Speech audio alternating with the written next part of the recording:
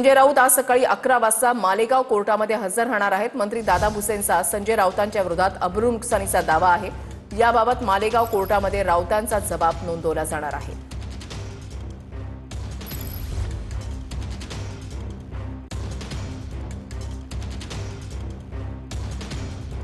दादा भुसेंचा अब्रू नुकसानीचा दावा आहे। राऊत आज कोर्टामध्ये हजर राहतील। गिरणा सहकारी साखर कारखान्यासंदर्भात केलेल्या कथित वक्तव्यामुळे भुसेंचा मानहानीचा दावा। मंत्री दादा भुसे यांनी संजय राऊतांच्या विरुद्ध मानहानीचा खटला दाखल केला। मागील सुनावणीला गैरहजर राहिल्याने कोर्टाने राऊतांना 1000 रुपयांचा दंड ठोठावला होता। दंडाची रक्कम साक्षीदाराला देण्याचे मालेगाव सत्र न्यायालयाने आदेश दिले। 2023 मध्ये राऊतांनी दादा भुसे भ्रष्ट मंत्री असल्याचा आरोप केला होता। गिरणा साखर कारखाना प्रकरणामध्ये भुसेंनी 178 कोटींचा घोटाळा केल्याचाही राऊतांनी आरोप केला।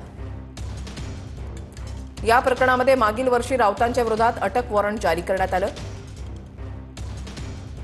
अटक वॉरंट जारी केल्यानंतर राऊत मालेगाव कोर्टामध्ये हजर झाले होते।